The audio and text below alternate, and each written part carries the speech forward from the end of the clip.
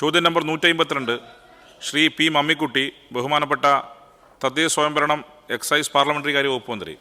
വെറുതെ അമർത്തിയിടല്ല സ്ഥിരമായിട്ട്. Sir, A ഇല്ല, ബി ഉണ്ട്. ഈ പ്രോജക്റ്റിന് ആവശ്യമായ വെള്ളം നൽകാമെന്ന് കേരള വാട്ടർ അതോറിറ്റി അറിയിച്ചിട്ടുണ്ട്. മഴവെള്ളം സംഭരിക്കാനുള്ള പദ്ധതിയും കമ്പനി പ്രോജക്റ്റിൽ ഉൾപ്പെടുത്തിയിട്ടുണ്ട്.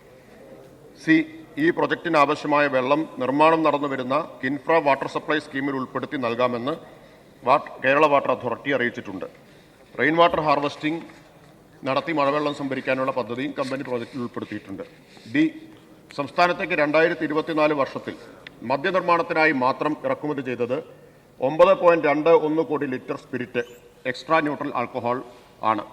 ഓരോ സംസ്ഥാനത്തു നിന്നും ഇറക്കുമതി ചെയ്ത സ്പിരിറ്റിൻ്റെ അളവ് അനുബന്ധമായി ചേർത്തിട്ടുണ്ട്. ഏറ്റവും കൂടുതൽ സ്പിരിറ്റ് ഇറക്കുമതി ചെയ്തിട്ടുള്ളത് മഹാരാഷ്ട്രയിൽ നിന്ന് 2,68,35,800 ബൾക്ക് ലിറ്റർ. രണ്ടാമത് കർണാടകയിൽ നിന്ന് 2,24,72,800 ബൾക്ക് ലിറ്റർ.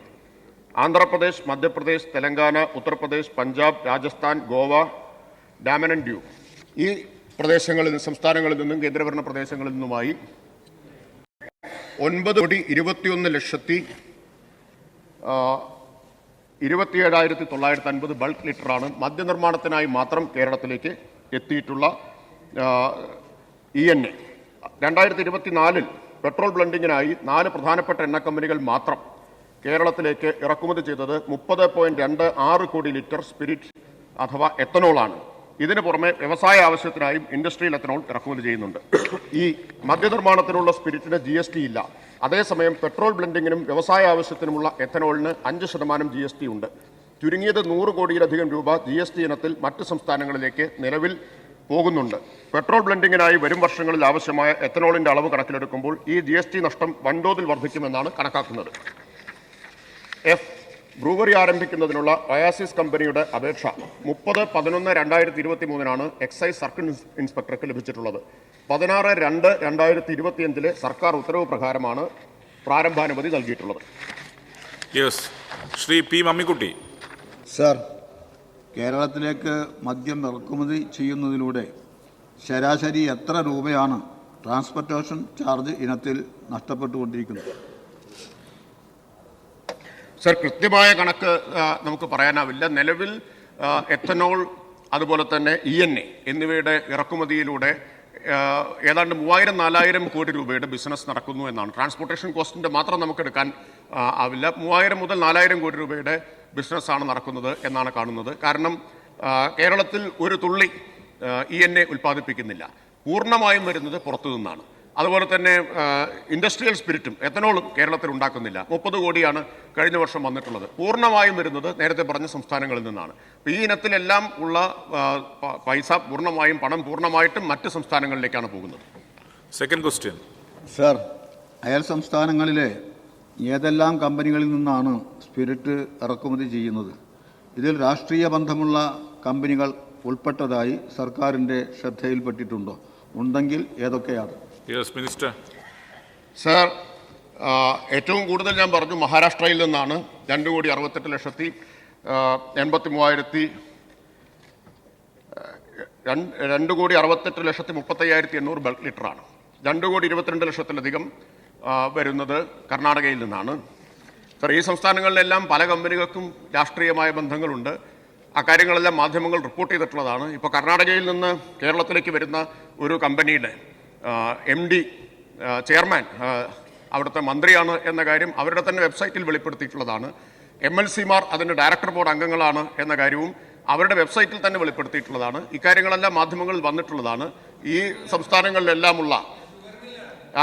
സംസ്ഥാനങ്ങളിൽ നിന്ന് എല്ലാമുള്ള സർ, ഞാൻ ഏതെങ്കിലും ഒരു പാർട്ടിയുടെ പേര് പറഞ്ഞില്ല, പറയാതെ തന്നെ ഇപ്പോൾ ആളുകൾക്ക് മനസ്സിലാവുന്ന നിലയിലാണ് പ്രതികരണം ഉണ്ടാവുന്നത്. സർ, ഞാനത് ബോധപൂർവം പറയാതിരുന്നതാണ്. സർ, ഞാൻ ഏതെങ്കിലും ഒരു രാഷ്ട്രീയ ബന്ധം പ്രത്യേക പാർട്ടിയുടെ എന്ന് ബോധപൂർവം പറയാതിരുന്നതാണ്. ചോദ്യോത്തരവേളയിൽ അത് പറയേണ്ട ആവശ്യമില്ലല്ലോ എന്ന് ബഹുമാനായിട്ടുള്ള അംഗം പറയുന്നത് കേൾക്കുമ്പോൾ ആളുകൾക്ക് വ്യക്തമാവും. ഞാൻ അത് കൂടുതൽ വിശദീകരിക്കാൻ ആഗ്രഹിക്കുന്നില്ല. ഈ സംസ്ഥാനങ്ങളിലെല്ലാമുള്ള കേരളത്തിലേക്ക് വരുന്ന സ്പിരിറ്റ് ഉണ്ടാക്കുന്ന കമ്പനികൾക്ക് രാഷ്ട്രീയ ബന്ധമുള്ളതായിട്ടാണ് പറയപ്പെടുന്നത്. ശ്രീ KK രാമേന്ദ്രൻ. സാർ, നമ്മുടെ അയൽ സംസ്ഥാനമായ കർണാടകയിൽ എത്ര മദ്യശാലകൾ പ്രവർത്തിക്കുന്നുണ്ട് എന്ന് വിവരം ലഭ്യമാണോ? ഉണ്ടെങ്കിൽ അത് എത്രയാണെന്നുള്ളത് അറിയിക്കാമോ? Yes minister. സർ, ഞാൻ മുമ്പൊരിക്കൽ ഈ സഭയിൽ അതിൻ്റെ വിശദമായ കണക്കുകൾ പറഞ്ഞിട്ടുള്ളതാണ്. കേരളത്തിൽ ആകെ 359 മറ്റോ ആണ്. ഞാൻ കൃത്യം കണക്കിപ്പോൾ ഇല്ല, പ്രത്യേക ചോദ്യമായിട്ട് ചോദിച്ചാൽ കൃത്യമായ കണക്ക് പറയാനാവും. എന്നാൽ 17,000 ജനസംഖ്യയ്ക്ക് ഒന്ന്. ഇവിടെ നമ്മൾ 1,00,000-ലധികം പേർക്കാണ് ഒരു ബീവറേജസ് ഔട്ട്ലെറ്റ് ഉള്ളത്. എന്നാൽ കർണാടകയിൽ ഇത് 17,000 അതിന് ഏതാണ്ട് അത്രയോ അതിൽ കൂടുതലോ ഔട്ട്ലെറ്റുകൾ തമിഴ്നാട്ടിലുണ്ട്. അപ്പോൾ വലിയ അന്തരം കർണാടകയിലും തമിഴ്നാട്ടിലുമുള്ള ഔട്ട്ലെറ്റുകളുടെ മദ്യവിൽപ്പനശാലകളുടെ എണ്ണവും കേരളത്തിലുള്ളതും തമ്മിലുണ്ട്. കേരളത്തിലാണ് ഏറ്റവും കുറവുള്ളത്. വളരെ കൂടുതലാണ് കർണാടക, തമിഴ്നാട് തുടങ്ങിയിട്ടുള്ള നമ്മുടെ അയൽ സംസ്ഥാനങ്ങളിലെല്ലാം ഉള്ളത്. ശ്രീ PP സുമോദ്. സർ, കേരളത്തിൽ നിലവിലുള്ള മദ്യ ഉൽപ്പാദനശാലകൾ ആരംഭിച്ചത് ഏതൊക്കെ സർക്കാരുകളുടെ കാലത്താണ് എന്ന് സംബന്ധിച്ച വിശദാംശങ്ങൾ ലഭ്യമാണോ? അറിയിക്കാമോ? സാർ, മദ്യ ഉൽപ്പാദനശാലകളുടെ കാര്യമാണ് ബഹുമാനപ്പെട്ട മെമ്പർ ചോദിച്ചതെന്ന് കരുതുന്നു. മദ്യ ഉൽപ്പാദനശാലകൾ വ്യത്യസ്ത സർക്കാരുകളുടെ കാലത്ത് കേരളത്തിൽ അനുവദിച്ചിട്ടുണ്ട്. ഏറ്റവും പ്രധാനപ്പെട്ട കാര്യം, ഈ മദ്യ ഉൽപ്പാദനശാലകളൊന്നും അനുവദിച്ചിട്ടുള്ളത് ടെൻഡർ വിളിച്ചിട്ടല്ല എന്നതാണ് ഏറ്റവും പ്രധാനപ്പെട്ട കാര്യം. ഞാൻ പ്രത്യേക ചോദ്യമായിട്ട് ചോദിച്ചാൽ മാത്രമേ ഈ ഏതെല്ലാം സർക്കാരുകളുടെ കാലത്താണ് ഡിസ്റ്റിലറികൾ, മദ്യ ഉൽപ്പാദനശാലകൾ ആരംഭിച്ചിട്ടുള്ളത് എന്ന് മറുപടി നൽകാനാവൂ. പക്ഷേ രണ്ട് സർക്കാരുകളുടെയും, കേരളം ഭരിച്ച പല സർക്കാരുകളുടെയും കാലത്ത് ഇത് അനുവദിച്ചിട്ടുണ്ട്. Shri K. Babu, Nenmara. Sir, brewery വിഷയവുമായി ബന്ധപ്പെട്ട ആദ്യ ആരോപണം ഉന്നയിക്കുന്നത് മുൻ പ്രതിപക്ഷ നേതാവ് ശ്രീ രമേശ് ചെന്നിത്തല അദ്ദേഹമാണ്.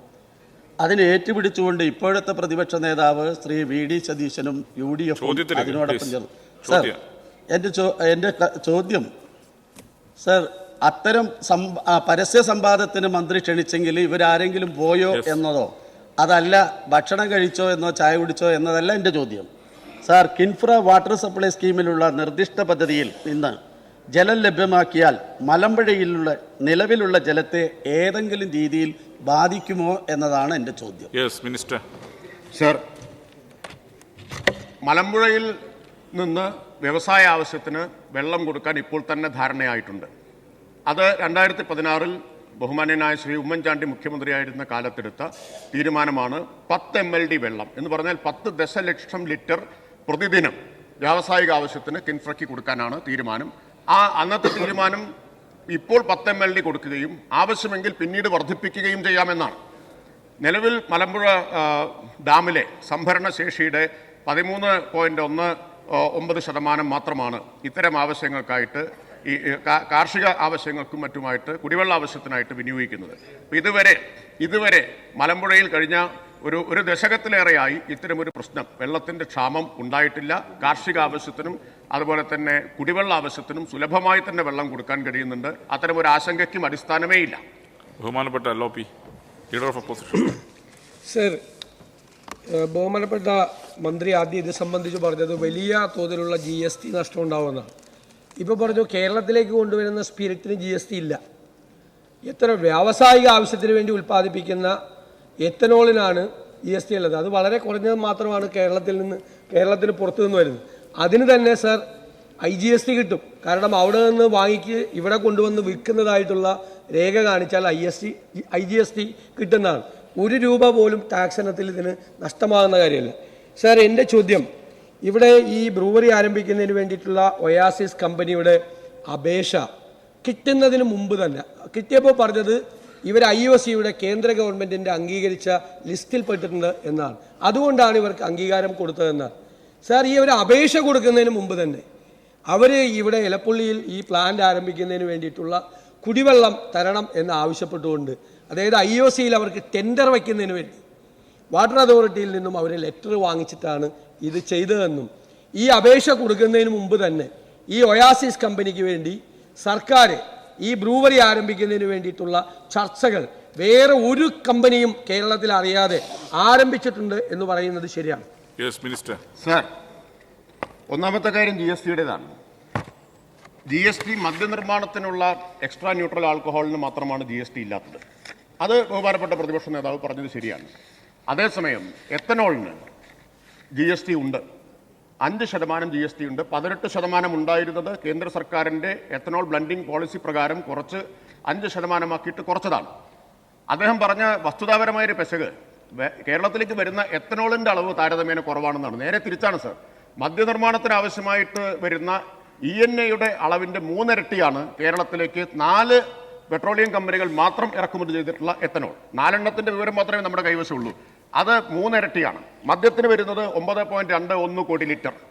ഇൻഡസ്ട്രിയൽ പർപ്പസിന് എത്തനോൾ വന്നത് ENA വന്നത് 9.21 കോടി ലിറ്റർ. ഈ എത്തനോൾ വന്നത് 30.26 കോടി ലിറ്റർ. ഇപ്പോൾ വസ്തുതാപരമായിട്ട് അദ്ദേഹം പറഞ്ഞത് ശരിയല്ല. ഇനി ഈ 5% GST എത്തനോളിന് ഉണ്ടാവുന്നത് ചുമത്തുന്നത് നമുക്ക് നഷ്ടം വരുന്നത് പുറത്തുനിന്ന് വരുന്നത് കൊണ്ട് വരുന്ന നഷ്ടം 100 കോടിയിലധികം രൂപയാണ്. ഒരു കൺസർവേറ്റീവ് ഫിഗറാണ് 100 കോടി എന്നത്. മാത്രമല്ല 2030 ആകുമ്പോഴേക്കും ബ്ലെൻഡിങ് 30%, 25% ആക്കണം എന്ന് കേന്ദ്ര സർക്കാരിൻ്റെ നയമാണ്. അങ്ങനെ വരുമ്പോൾ ഒരു കൺസർവേറ്റീവ് എസ്റ്റിമേറ്റ് അനുസരിച്ച് തന്നെ ഇപ്പോൾ 30 കോടി എന്നത് 75 കോടി ലിറ്ററെങ്കിലും കേരളത്തിലേക്ക് ഇറക്കുമതി ചെയ്യേണ്ടി വരും. ഇപ്പോൾ ബജറ്റിൽ തന്നെ കാര്യം ബഹുമാനപ്പെട്ട ധനകാര്യമന്ത്രി ചൂണ്ടിക്കാണിച്ചിട്ടുണ്ട്. ഒരു 6000 മുതൽ 10000 കോടി വരെയുള്ള ഒരു ബിസിനസ്സാണ് കേരളത്തെ സംബന്ധിച്ച് നഷ്ടപ്പെടുന്നത്. ആ അവസരം ഉപയോഗിക്കാൻ തന്നെയാണ് സർക്കാർ തീരുമാനിച്ചിട്ടുള്ളത്. നഷ്ടപ്പെടുത്തേണ്ട കാര്യമില്ല. അത് കേരളത്തിന് വരുമാന നഷ്ടമുണ്ടാക്കും, കേരളത്തിന് കൂടുതൽ തൊഴിലവസരങ്ങൾ സൃഷ്ടിക്കാൻ കഴിയും. മാത്രമല്ല ഇവിടെ നിന്ന് മദ്യം കയറ്റുമതി ചെയ്യാനും ഉള്ള സാധ്യത ഉപയോഗപ്പെടുത്തണം എന്ന നിലപാട് തന്നെയാണ് ഇക്കാര്യത്തിൽ സർക്കാരിനുള്ളത്. പിന്നെ അദ്ദേഹം പറഞ്ഞ മറ്റു കാര്യങ്ങൾ സർ സഭയ്ക്ക് പുറത്ത് രാഷ്ട്രീയമായ ആരോപണമായിട്ട് ഉന്നയിച്ചിട്ടുള്ളതാണ്. ഈ ഗവൺമെൻറ് 2022-23 മദ്യനയത്തിൻ്റെ ആമുഖത്തിൽ തന്നെ കേരളത്തിൻ്റെ ആവശ്യമായിട്ടുള്ള വിദേശ മദ്യം ഇവിടെ ഉണ്ടാക്കുന്നതിനും സ്പിരിറ്റ്, എത്തനോൾ എന്നിവ ഇവിടെ ഉൽപ്പാദിപ്പിക്കുന്നതിനുമുള്ള നിലപാട് 2022-23 മദ്യനയത്തിൻ്റെ ആമുഖത്തിൽ വ്യക്തമാക്കിയിട്ടുണ്ട്. 23-24 മദ്യനയത്തിൻ്റെ ഖണ്ഡിക 24 വളരെ വ്യക്തമായി തന്നെ ഇക്കാര്യങ്ങൾ ചൂണ്ടിക്കാണിച്ചിട്ടുണ്ട്. അതിൽ പറഞ്ഞിട്ടുണ്ട് ഡിസ്റ്റിലറികൾ, അതുപോലെ തന്നെ ബ്രൂവറികൾ, എത്തനോൾ നിർമ്മാണ പ്ലാന്റ്, സ്പിരിറ്റ് നിർമ്മാണ പ്ലാന്റ് എന്നിവയെല്ലാം അനുവദിക്കുമെന്നും ഇവിടെ നിന്ന് മദ്യോൽപാദനം ഇന്ത്യൻ നിർമ്മിത വിദേശ മദ്യം ഉൽപ്പാദിപ്പിച്ച് കയറ്റുമതി ചെയ്യുന്നതിനുള്ള പ്രോത്സാഹനം നൽകുമെന്നുൾപ്പെടെയുള്ള എല്ലാ കാര്യങ്ങളും സുതാര്യമായി പറഞ്ഞിട്ടുണ്ട്. സർ, മറ്റാരും അറിയാതെ ഈ കമ്പനിയുമായിട്ട് മാത്രം ചർച്ച നടത്തി എന്നാണ് പറയുന്നത്. സർ, നയത്തിലെ ഈ മാറ്റം ആദ്യം അറിഞ്ഞത് ബഹുമാനപ്പെട്ട പ്രതിപക്ഷ നേതാവും അദ്ദേഹത്തിൻ്റെ പിന്നിലിരിക്കുന്ന ബഹുമാനപ്പെട്ട മുൻ പ്രതിപക്ഷ നേതാവുമാണ് എന്ന് അവർ മറന്നുപോയതിന് ഞങ്ങൾക്കൊന്നും ചെയ്യാൻ പറ്റില്ല. സർ, അവരുടെ പ്രസ്താവനയാണ് ആദ്യം വന്നത്. ഈ നയം വലിയ ഹെഡ്ലൈനായിരുന്നു കേരളത്തിലെ മാധ്യമങ്ങളിലെല്ലാം. കാരണം പ്രധാനപ്പെട്ട നയം മാറ്റമാണ്. ഞങ്ങൾ പ്രഖ്യാപിച്ച ഒരു പ്രധാന നയമാറ്റമാണ്. ആ നയമാറ്റം പ്രധാനപ്പെട്ട തലക്കെട്ടായിട്ട് എല്ലാ മാധ്യമങ്ങളിലും വന്നു. ബഹുമാന്യരായിട്ടുള്ള 2 നേതാക്കളുടെയും അതിനെതിരായിട്ടുള്ള പ്രസ്താവനയും വന്നതാണ്. ആ പ്രസ്താവന കൊടുത്ത ആളുകളാണ് പറയുന്നത് ഈ നയം മാറ്റം ആരും അറിഞ്ഞില്ല, അതീവ രഹസ്യമായിട്ടാണ് നടപ്പാക്കിയത് എന്നത്. സർ, രണ്ടാമത്തെ കാര്യം, OSS കമ്പനിയുമായി സർക്കാർ ഒരു ചർച്ചയും നടത്തിയിട്ടില്ല. അവർ സർക്കിൾ ഇൻസ്പെക്ടർക്ക് അപേക്ഷ കൊടുത്തു. ആ അപേക്ഷ സർക്കാരിൻ്റെ മുമ്പിൽ വന്നു. 10 ഘട്ടങ്ങളിലുള്ള പരിശോധന അതിൽ നടന്നിട്ടുണ്ട്. എല്ലാ കാര്യങ്ങളിലും വ്യക്തത വരുത്തി. ഒരു ഘട്ടത്തിൽ ഈ ശുപാർശ മുന്നിൽ വന്നപ്പോൾ, സർക്കാരിൻ്റെ മുമ്പിൽ വന്നപ്പോൾ, എന്താണ് വെള്ളത്തിൻ്റെ സ്രോതസ്സ്, എങ്ങനെയാണ് വെള്ളം കണ്ടെത്തുന്നത് എന്നതിൽ വ്യക്തമായ ശുപാർശ ഉണ്ടാവണം എന്ന് പറഞ്ഞ് തിരിച്ചയക്കുകയും അക്കാര്യത്തിൽ വ്യക്തമായിട്ടുള്ള ശുപാർശ സഹിതം പുനഃസമർപ്പിക്കുകയും ചെയ്തു. അങ്ങേയറ്റം സുതാര്യമായിട്ടാണ് സർക്കാർ നയത്തിൽ പ്രഖ്യാപിച്ച ഈ സർക്കാരിൻ്റെ നയം നടപ്പാക്കാനുള്ള മാൻഡേറ്റ് ഉണ്ട് സർ. അത് ജനങ്ങൾ നൽകിയിട്ടുള്ള മാൻഡേറ്റാണ്. ആ നയത്തിൽ പ്രഖ്യാപിച്ച കാര്യം നിയമപരമായി സുതാര്യമായി നടപ്പാക്കുകയാണ് ഞങ്ങൾ ചെയ്തിട്ടുള്ളത്. ശ്രീ എ. പ്രഭാകരൻ. BJPക്കും അല്ലാതെ ആ നാട്ടിലെ ആർക്കും ഈ ബ്രൂവറി വരുന്നതിന് എതിർപ്പില്ല. അത് ആ വിഷയത്തെ സംബന്ധിച്ച് മിനിസ്റ്റർ ആ വസ്തുത വല്ലതും മനസ്സിലാക്കിയിട്ടുണ്ട്? മിനിസ്റ്റർ സർ, അദ്ദേഹം ആ പ്രദേശത്തെ MLA ആണ്. അപ്പോൾ പ്രതിഷേധമുണ്ടെങ്കിൽ അത് ഏറ്റവും ആദ്യം നേരിടേണ്ടി വരുന്നയാൾ അവിടുത്തെ MLA ആണല്ലോ. അതുകൊണ്ടാണ് അദ്ദേഹത്തിന് അവസരം കൊടുത്തത്. അതെ, അതുകൊണ്ട് അദ്ദേഹം പറയുന്നതാണ് ആധികാരികമായിട്ട് നമ്മൾ എടുക്കേണ്ടത്. സർ, കേരളത്തിൽ സർക്കാരിൻ്റെ നയമാണ് ഡിസ്റ്റിലറികൾ, അതുപോലെ എത്തനോൾ, വ്യാവസായിക ആവശ്യത്തിനുള്ള സ്പിരിറ്റ് ഉൽപ്പാദിപ്പിക്കണം എന്നത്. കൂടുതൽ സംരംഭകർ വന്നാൽ, മറ്റ് സ്ഥലങ്ങളിലും അപേക്ഷ ആയിട്ട് കൂടുതൽ സംരംഭകർ വന്നാൽ അതും പരിഗണിക്കും. അതും നിയമാനുസൃതം പരിഗണിക്കും. ഞാൻ നേരത്തെ തന്നെ വ്യക്തമാക്കിയിരുന്നു. കർണാടകയിൽ നിന്ന് ചില കമ്പനികളുടെ പേര് കേട്ടല്ലോ.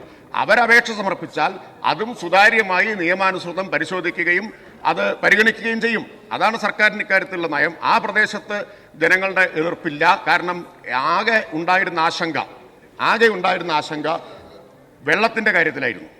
മലമ്പുഴ ഡാമിൽ നിന്ന് ഇതിന് വേണ്ടി വരുന്ന വെള്ളം പൂർണ്ണമായിട്ട് ആവശ്യം വരില്ല. ഈ പ്ലാന്റ് പൂർണ്ണതോതിൽ പ്രവർത്തിക്കാൻ തുടങ്ങിയാൽ 5 ലക്ഷം ലിറ്ററാണ് പ്രതിദിനം ആവശ്യമായിട്ട് വരിക. 5 ലക്ഷം, 10 ദശലക്ഷം ലിറ്ററാണ് കിൻഫ്രയ്ക്ക് കൊടുക്കുന്നത്. അതിൽ നിന്ന് പൂർണ്ണമായി 5 ലക്ഷം ലിറ്റർ ഈ പ്ലാന്റിന് ആവശ്യമായിട്ട് വരില്ല. പകരം മഴവെള്ള സംഭരണിയിലൂടെയും വെള്ളം സമാഹരിക്കുന്നുണ്ട്. സർ, അന്നൊരു ആശങ്ക സൃഷ്ടിക്കപ്പെട്ടത് മഴനിഴൽ പ്രദേശത്ത് മഴവെള്ള സംഭരണം സാധ്യമല്ല എന്നൊരു വാദം ബഹുമാനായിട്ടുള്ള മുൻ പ്രതിപക്ഷ നേതാവ് ഉയർത്തി. അദ്ദേഹം ചിരിക്കുന്നുണ്ട്, അതോർത്തായിരിക്കും ഇപ്പോൾ ചിരിക്കുന്നതെന്നാണ് ഞാൻ വിചാരിക്കുന്നത്. അപ്പോൾ അങ്ങനെ ഒരു ആക്ഷേപം അദ്ദേഹം ഉയർത്തി. ഞാൻ അദ്ദേഹത്തെ ക്ഷണിച്ചിരുന്നു മഴവെള്ള സംഭരണം എങ്ങനെയാണ് അവിടെ സാധ്യമാവുക എന്ന് കാണാൻ. സർ, അവിടെ തൊട്ടടുത്തുള്ളൊരു സ്ഥാപനത്തിൻ്റെ 3500 കുട്ടികൾ പഠിക്കുന്ന 2500 അധ്യാപകരും അനധ്യാപകരുമുള്ള ഒരു സ്ഥാപനത്തിൽ 15 മഴവെള്ള സംഭരണികളാണുള്ളത്. 33 കോടി ലിറ്ററാണ് അവിടെ സംഭരിക്കുന്നത്. അങ്ങ് വന്നിരുന്നെങ്കിൽ നമുക്ക് ഒരുമിച്ച് പോയി കാണാമായിരുന്നു. അങ്ങ് തെറ്റിദ്ധാരണ കൊണ്ട് പറഞ്ഞതായിരിക്കും, അങ്ങ് ഒരു ദുരുദ്ദേശമുള്ള ആളല്ല എന്ന് നന്നായിട്ടറിയാം. തെറ്റിദ്ധാരണ കൊണ്ട് അങ്ങ് പറഞ്ഞതായിരിക്കും. നമുക്ക് ആ തെറ്റിദ്ധാരണ നീക്കാനുള്ള ഒരു അവസരമായിരുന്നു, അത് നഷ്ടപ്പെടുത്തി എന്ന് മാത്രമേ എനിക്ക് പറയാനുള്ളൂ. ശ്രീ എൻ ഷംസുദ്ദീൻ. ഇവിടെ പിന്നെ ഇതുമായി ബന്ധപ്പെട്ട് പാലക്കാട്ട് പ്രതിഷേധങ്ങളില്ല എന്ന് പറയുന്നത് ശരിയല്ല സാർ, എല്ലാവരും കാണുന്നതല്ലേ, അതിശക്തമായ പ്രതിഷേധമുണ്ട്. സാർ, എൻ്റെ ചോദ്യം ഇവിടെ ഇപ്പോൾ നിങ്ങൾ അനുവാദം കൊടുത്തിട്ടുള്ള ഒയാസിസ് കമ്പനി 2022 അനുമതി തേടി അപേക്ഷ നൽകിയപ്പോൾ ഗവൺമെന്റിന് അത് നിഷേധിക്കേണ്ടി വന്നു. എന്നാൽ അവരുടെ സമ്മർദ്ദ ഫലമായി പിന്നീട് മദ്യനയത്തിൽ മാറ്റം വരുത്തിയാണ് ഇപ്പോൾ ഇതേ കമ്പനിക്ക്, നിരവധി ആക്ഷേപങ്ങളുള്ള കമ്പനിക്ക്, ഈ കമ്പനിക്ക് വേണ്ടി പല പ്രതിനിധികളും പാർലമെന്റ് അംഗങ്ങൾ വരെ ചില രാഷ്ട്രീയ ബന്ധങ്ങളുടെ പേരിൽ വന്ന് അപ്പുറത്ത് ചർച്ച ചെയ്തു എന്ന വാർത്തകൾ നിലനിൽക്കുന്ന പശ്ചാത്തലത്തിൽ ഇങ്ങനെയുള്ളൊരു ആക്ഷേപമുണ്ട്. അതായത് കമ്പനിക്ക് വേണ്ടിയാണ് മദ്യനയത്തിൽ മാറ്റം വരുത്തിയതെന്ന്. അതിനെക്കുറിച്ചുള്ള കാര്യങ്ങൾ വ്യക്തമാക്കാമോ? മിനിസ്റ്റർ. സർ, അദ്ദേഹം നേരിട്ടുള്ള രാഷ്ട്രീയമായ ചോദ്യമാണ് ഇവിടെ ഉന്നയിച്ചിട്ടുള്ളത്. ഒന്നാമത്തെ കാര്യം അദ്ദേഹത്തോട് വ്യക്തമാക്കട്ടെ, ഈ മറുപടിയിൽ തന്നെ രേഖാമൂലം പറഞ്ഞിട്ടുണ്ട് 2022 2023 നവംബർ 30 അപേക്ഷ എക്സൈസ് സർക്കിൾ ഇൻസ്പെക്ടർക്ക് ലഭിക്കുന്നത്. അത് എല്ലാ പരിശോധനകളും നടത്തി 16/2/2025 അനുമതി കൊടുക്കുന്നത്. പ്രാരംഭാനുമതിയാണ് കൊടുത്തിട്ടുള്ളത്. എല്ലാ നിബന്ധനകളും പാലിക്കണം എന്ന വ്യവസ്ഥയോടെ പ്രാരംഭാനുമതിയാണ് കൊടുത്തിട്ടുള്ളത്. സർ, പിന്നെ അദ്ദേഹം രാഷ്ട്രീയമായ ആരോപണങ്ങൾ ഉന്നയിച്ചു. ആ ആരോപണങ്ങളിൽ ഏറ്റവും പ്രധാനപ്പെട്ട ആരോപണം ഇവിടെ ഉന്നയിച്ചില്ല. എന്തായിരുന്നു ഏറ്റവും പ്രധാനപ്പെട്ട ആരോപണം? തെലങ്കാനയിൽ നിന്നുള്ള മുൻ മുഖ്യമന്ത്രിയുടെ മകൾ കേരളത്തിൽ വന്നു. പരോക്ഷമായിട്ടാണ് പറഞ്ഞത്. പരോക്ഷമായിട്ടാണ്. എന്തിനാ മറച്ചു വെക്കുന്ന കാര്യം? എന്തിനാ മറച്ചു വെക്കുന്നത്? നിങ്ങളെല്ലാം ഉന്നയിച്ച ആക്ഷേപമല്ലേ. കേരളത്തിൽ വന്നു, ഞാനും അവരും ഒരു പരിപാടിയിൽ ഒരുമിച്ച് പങ്കെടുത്തു. നിയമസഭയുടെ പരിപാടിയിലാണ് സർ, നിയമസഭയെ കൂടി ഇതിലേക്ക് വലിച്ചടച്ചു. ആ പരിപാടിയിൽ പങ്കെടുത്തു. അന്ന് പ്രതിപക്ഷ നേതാവ് ഉന്നയിച്ചൊരു ചോദ്യം, അവരെവിടെയാണ് താമസിച്ചത് എന്ന് അന്വേഷിക്കണം എന്നാണ്. ഇപ്പോഴും അന്വേഷിക്കണമെങ്കിൽ വിരോധമില്ല. ഈ അഭിപ്രായം ഇപ്പോഴും നിങ്ങൾക്കുണ്ടോ? സർ, ഏതറ്റം വരെ പോകും ഈ രാഷ്ട്രീയമായിട്ടുള്ള ദുരാരോപണങ്ങൾ എന്നതിൻ്റെ തെളിവായിരുന്നല്ലോ അത്. ഏതറ്റം വരെ പോകുമെന്നതിൻ്റെ തെളിവായിരുന്നില്ലേ? ഒരു പത്രം അത് വലിയ പ്രാധാന്യത്തോടെ പ്രതിപക്ഷ നേതാവിനെ സഹായിക്കണമല്ലോ, പ്രസിദ്ധീകരിച്ചു. സാർ, അങ്ങനെ ഒരാൾ ഈ അസ്വസ്ഥരായിട്ട് കാര്യമില്ല. ചോദിച്ചാൽ മറുപടി കിട്ടും. മറുപടി കിട്ടിയിരിക്കും. മറുപടി കിട്ടാനല്ലേ ചോദ്യം? നല്ല മറുപടി കിട്ടിയിരിക്കും. അപ്പോ സാർ, ഇങ്ങനെ ഒരാൾ ഇവിടെ വന്നിട്ടേ ഇല്ല എന്നുള്ളത്, ഇനി വന്നു എന്ന് തന്നെ കരുതുക. അന്ന് സാർ, ഞാൻ ഇവിടെയല്ല ഇരിക്കുന്നത്, അങ്ങേക്കറിയാമല്ലോ ഞാൻ എവിടെയാണ് അന്ന് ഇരുന്നിരുന്നത് എന്നത്. 2022 മെയ്യിലാണ്. 2022 മെയ്യിൽ ഞാൻ അവിടെയാണ് ഇരുന്നിരുന്നത്. അന്ന് ബഹുമാനായിട്ടുള്ള ഗോവിന്ദൻ മാഷാണ് എക്സൈസ് മന്ത്രി. അദ്ദേഹം CPIM-ന്റെ സംസ്ഥാന സെക്രട്ടറി ആയത് അതും കഴിഞ്ഞ് 5 മാസം കഴിഞ്ഞിട്ടാണ്. അപ്പോൾ ത്രികാലജ്ഞാനം വേണം. ഈ അദൃശ്യമായിട്ട് നീ വന്നിട്ടുണ്ടെങ്കിൽ തന്നെ അദൃശ്യമായിട്ട് വേണമല്ലോ വരാൻ. ഇവിടെ വന്നിട്ടില്ല. കോടിയേരി രോഗബാധിതനായിട്ട് മരിക്കുമെന്നും അപ്പോൾ ഗോവിന്ദൻ മാഷ് എക്സൈസ് മന്ത്രിസ്ഥാനം ഉപേക്ഷിച്ച് സംസ്ഥാന സെക്രട്ടറി ആവുമെന്നും അങ്ങനെ മാറിയാൽ MV രാജേഷ് മന്ത്രിയാവുമെന്നും അപ്പോൾ എക്സൈസ് വകുപ്പ് തന്നെ കിട്ടുമെന്നും 6 മാസം മുമ്പ് മനസ്സിലാക്കാനുള്ള ത്രികാലജ്ഞാനം ഉണ്ടാവണം. ഇതാണ് സർ ആരോപണങ്ങളുടെ സ്വഭാവം. ശ്രീ രമേശ് ചെന്നിത്തല. സർ, ബഹുമാനപ്പെട്ട രാജേഷ് മന്ത്രിയിൽ നിന്ന് ഞങ്ങളിത് പ്രതീക്ഷിച്ചില്ല. അദ്ദേഹം മന്ത്രിയാകുമ്പോഴെങ്കിലും ഇങ്ങനെയുള്ള നടപടികൾ ഉണ്ടാവുമെന്ന് പ്രതീക്ഷിച്ചില്ല. ചോദ്യം സാർ, ഇവിടെ പ്ലാച്ചിമടയിൽ കൊക്കക്കോളയെ പൂട്ടിച്ചത് ആരായിരുന്നു സാർ? ആരാണ് സാർ സമരം ചെയ്തത്? അവിടുത്തെ ഉന്നയിച്ച വാദം എന്തായിരുന്നു? ആ പ്രദേശം മഴനിഴൽ പ്രദേശമാണ്, കുടിവെള്ളത്തിനും കൃഷിക്കും ആവശ്യമായ വെള്ളം കിട്ടുന്നില്ല. അത് പറഞ്ഞ് സമരം ചെയ്ത ആളുകൾക്ക് എന്ത് വാശിയാണിപ്പം? ഒയാസിസ് കമ്പനിക്ക് വേണ്ടി എന്ത് വാശിയോടെയാണ് സംസാരിക്കുന്നത്? എനിക്ക് ദുഃഖമുണ്ട് സാർ, എനിക്ക് ദുഃഖമുണ്ട് സാർ. ഇവിടെ ബഹുമാനപ്പെട്ട മന്ത്രിയോട് എനിക്ക് ചോദിക്കാനുള്ള, തൊട്ടപ്പുറത്ത് മലബാർ ഡിസ്റ്റിലറീസ് ഉണ്ടല്ലോ, 3 വർഷമായി പണമടച്ച് കാത്തിരിക്കുകയാണ് വെള്ളം കിട്ടാൻ. അവർക്ക് വെള്ളം കൊടുത്തിരുന്നെങ്കിൽ അവിടെ അവർക്ക് പലതും മദ്യം ഉൽപ്പാദിപ്പിക്കാൻ കഴിയുമെന്നാണ് അവർ പറയുന്നത്. അവിടെ പണമടച്ച് 3 വർഷമായി കാത്തിരിക്കുന്ന എക്സൈസ് വകുപ്പ് മന്ത്രിയുടെ സ്വന്തം കുഞ്ഞിനെ നോക്കാതെ വല്ലവരുടെയും കുഞ്ഞിനെ നോക്കുന്ന ഈ നിലപാട് ശരിയാണോ സാർ? മാത്രമല്ല അവിടെ അദ്ദേഹം പറഞ്ഞല്ലോ, എന്നെ പറ്റി പറഞ്ഞ 1-2 കാര്യം കൂടെ ഉണ്ടല്ലോ. അവിടെ അഹല്യ എന്ന് പറയുന്ന വിദ്യാഭ്യാസ സ്ഥാപനം, അവിടെ അവരെത്ര കോടി മുടക്കിയാണ് അവിടെ മഴക്കുഴികൾ ഉണ്ടാക്കിയിട്ടുള്ളത്? അത് അവർക്ക് ചെയ്യാൻ കഴിയുമോ? 26 ഏക്കർ ചെയ്യാൻ കഴിയുമോ? 600 ഏക്കർ സ്ഥലത്താണ് അവർ പ്രവർത്തിക്കുന്നത്. എത്ര വിദ്യാഭ്യാസ സ്ഥാപനങ്ങൾ പ്രവർത്തിക്കുന്നു അഹല്യയിൽ? 26 ഏക്കർ ഉള്ള ഈ സ്ഥലത്ത് അതും നിരവധി ഏക്കറുകൾ ഇനിയും കൺവെർട്ട് ചെയ്യണം, ഭൂമിയായി കൺവെർട്ട് ചെയ്യണം, ഭൂപരിഷ്കരണ നിയമത്തെ ലംഘിക്കണം. അതോടൊപ്പം അങ്ങനെയുള്ള ഒരു സ്ഥലത്ത് ഇവിടെ വെള്ളം കൊടുക്കുമെന്നാണ് പറയുന്നത്. സാർ, ഹൈക്കോടതിയുടെ ഒരു വിധിയുണ്ട്, ഞാൻ അവസാനിപ്പിക്കാം. ഹൈക്കോടതിയുടെ വിധിയുണ്ട്, പാലക്കാട്ടെ കർഷകർക്ക് വെള്ളം കൊടുത്തിട്ട് മാത്രമേ വ്യവസായ ആവശ്യങ്ങൾക്ക് വെള്ളം കൊടുക്കാവൂ എന്ന്. ഉമ്മൻചാണ്ടി കിൻഫ്രയ്ക്ക് കൊടുത്തത് ഭൂമി ഉണ്ടാക്കാനല്ല, ആയിരുന്നില്ല. എന്റെ ചോദ്യം, ഏറ്റവും കൂടുതൽ ജനങ്ങൾ അവിടുത്തെ പാലക്കാട്ടെ കർഷകരും സാധാരണക്കാരും കുടിവെള്ളത്തിനും കൃഷിയുടെ ആവശ്യത്തിനും വേണ്ടി വെള്ളത്തിന് വേണ്ടി ദാഹിക്കുമ്പോൾ ഇത്ര നിർബന്ധം എന്തിനാണ് ഗവൺമെന്റിന് ഒയാസിസ് കമ്പനിയെ ക്ഷണിച്ചുകൊണ്ട് വന്ന് 6 മദ്യ പ്ലാന്റുകൾ ആരംഭിക്കാൻ എന്നുള്ളതാണ്. ഈ മുതിർന്ന അംഗങ്ങൾ തന്നെ ചോദ്യം സ്റ്റേറ്റ്മെന്റ് ആക്കിയാൽ ചെയർ എന്ത് ചെയ്യും? ബഹുമാനപ്പെട്ട മിനിസ്റ്റർ. സർ, ആദ്യം അദ്ദേഹം കൊക്കക്കോളയെ കുറിച്ചും പ്ലാച്ചിമടയെ കുറിച്ചും, ഞാൻ അങ്ങനെക്കുറിച്ച് നല്ലത് മാത്രമേ പറഞ്ഞിട്ടുള്ളൂ, എപ്പോഴും അങ്ങനെ പറയുകയുള്ളൂ. അപ്പോൾ അദ്ദേഹം കൊക്കക്കോളയെ കുറിച്ച് ഇവിടെ പറയുണ്ടായി. സാർ, കൊക്കക്കോള കൂട്ടിച്ചത് ഞങ്ങൾ തന്നെയാണ്.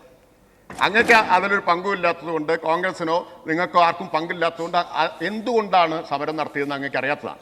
ഈ സഭയിൽ എന്നോടൊപ്പമുള്ള ആലത്തൂർ അംഗം ശ്രീ KD പ്രസേനൻ സെക്രട്ടറിയും ഞാൻ പ്രസിഡന്റുമായ DYFIയുടെ ജില്ലാ കമ്മിറ്റിയാണ്. അന്ന് ഞാനതിൻ്റെ ജില്ലാ പ്രസിഡന്റാണ് ആ സമരത്തിന് നേതൃത്വം കൊടുത്തത്. ആ സമരം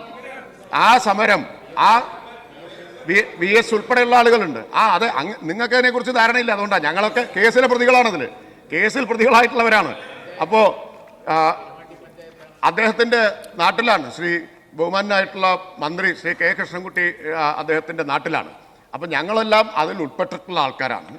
ആ സമരം 100% ശരിയായിരുന്നു. കാരണം മഴനിഴൽ പ്രദേശമായതുകൊണ്ടല്ല, ഒന്ന് ഭൂഗർഭ ജലചൂഷണത്തിനെതിരായിട്ടാണ് അവിടുത്തെ സമരം. ഭൂഗർഭ ജലചൂഷണം, ഗണ്യമായ ഭൂഗർഭ ജലചൂഷണം നടത്തിയ ആ പ്രദേശം തരിശാക്കി. 2 കാഡ്മിയം ഉൾപ്പെടെയുള്ളവ ഈ പുറന്തള്ളി അത് ജലസ്രോതസ്സുകളെ മലിനമാക്കി. 2 വിഷയമായിരുന്നു. ഒന്ന് ഭൂഗർഭ ജലചൂഷണം, 2 ജലസ്രോതസ്സുകളുടെ മലിനീകരണം.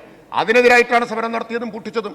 അതുകൊണ്ടാണ് ഈ ഫയൽ വന്ന സമയത്ത് വെള്ളം എങ്ങനെയാണ് കണ്ടെത്തുക, ഭൂഗർഭജലം എടുക്കാൻ ഉദ്ദേശമുണ്ടോ എന്ന് വ്യക്തമാക്കാൻ പറഞ്ഞതും തിരിച്ചയച്ചതും. വെള്ളം എങ്ങനെയാണ് കണ്ടെത്തുക എന്ന് ഉറപ്പുവരുത്തി ഒരിറ്റ് ഭൂഗർഭജലം ഊറ്റില്ല എന്ന് ഉറപ്പാക്കിയിട്ട് മാത്രമേ കൊടുത്തുള്ളൂ. അത് ഞങ്ങൾക്ക് ആ സമരത്തിന്റെ അനുഭവം ഉള്ളത് കൊണ്ടാണ്, ആ സമരത്തിൽ കേസ് പ്രതികളായ അനുഭവം ഉള്ളത് കൊണ്ടാണ്. അപ്പം അതുകൊണ്ട് അങ്ങയുടെ ആ ആശങ്ക ശരിയായിട്ടുള്ളതല്ല. പിന്നെ അദ്ദേഹം പറഞ്ഞത് മഴവെള്ള സംഭരണത്തിൻ്റെ, അഹല്യയുടെ കാര്യം പറഞ്ഞു. അഹല്യയിൽ 15 മഴവെള്ള സംഭരണികളുണ്ട്. അവരെ പൂർണ്ണമായി വെള്ളത്തിൻ്റെ എല്ലാ ആവശ്യവും നിറവേറ്റുന്നത് അതിൽ നിന്നാണ്. അവർ വാട്ടർ അതോറിറ്റിയുടെ കണക്ഷൻ ഇല്ല, മറ്റ് യാതൊരു സ്രോതസ്സുകളുമില്ല, ഇതിൽ നിന്ന് മാത്രമാണ്. ഏതാണ്ട് 7-നും 10-നും ലക്ഷം ലിറ്റർ വെള്ളമാണ് പ്രതിദിനം ആവശ്യമായിട്ട് വരുന്നതെന്നാണ് അവർ പറഞ്ഞത്. നമ്മൾ ഒരുമിച്ച് പോയിരുന്നെങ്കിൽ നമുക്ക് ഒരുമിച്ച് ഇക്കാര്യങ്ങൾ മനസ്സിലാക്കാൻ കഴിയുമായിരുന്നു. അവരെന്നോട് പറഞ്ഞത് 7 മുതൽ 10 ലക്ഷം ലിറ്റർ വരെ വെള്ളമാണ് പ്രതിദിനം ആവശ്യം, പൂർണ്ണമായിട്ട് ഇതിൽ നിന്ന് നിറവേറ്റുന്നത്. ഇവിടെ 5 ലക്ഷം ലിറ്റർ മാത്രമാണ് ആവശ്യം വരുന്നത്. അതിൽ ഒരു പങ്ക് കൊടുക്കുന്നത് എവിടെ നിന്നാണ്? ഒരു പങ്ക് കൊടുക്കുന്നത് അങ്ങയുടെ ഗവൺമെന്റിന്റെ കാലത്ത് ഉണ്ടാക്കിയ തീരുമാനപ്രകാരം കിൻഫ്രയിൽ നിന്നാണ്, ബാക്കി മഴവെള്ള സംഭരണത്തിൽ നിന്നാണ്. പിന്നെ അദ്ദേഹം ചോദിക്കുന്നു, സർക്കാരിന് എന്താണ് ഇത്ര വാശി? സർക്കാരിൻ്റെ നിലപാട് വ്യക്തമാക്കിയിട്ടുള്ളതാണ്. സർക്കാരിൻ്റെ ലക്ഷ്യം എന്താണ്? ഇവിടെ തൊഴിലവസരങ്ങൾ കൊണ്ടുവരണം, ഇവിടെ വ്യവസായം കൊണ്ടുവരണം, നിക്ഷേപം കൊണ്ടുവരണം, സംസ്ഥാനത്തിന് വരുമാനമുണ്ടാക്കണം. അതാണ് ലക്ഷ്യം. അതല്ലാതെ ഇപ്പോൾ ഇവിടേക്ക് ഇതെല്ലാം വരുന്നു പുറത്തുനിന്ന്. എൻ്റെ ചോദ്യം, നിങ്ങൾക്ക് എന്താണ് ഇത്ര വാശി? കർണാടകയിൽ നിന്നും മഹാരാഷ്ട്രയിൽ നിന്നും തന്നെ കൊണ്ടുവരണം കേരളത്തിലേക്കുള്ള സ്പിരിറ്റ് പൂർണ്ണമായും എന്ന വാശി എന്താണ്? Yes please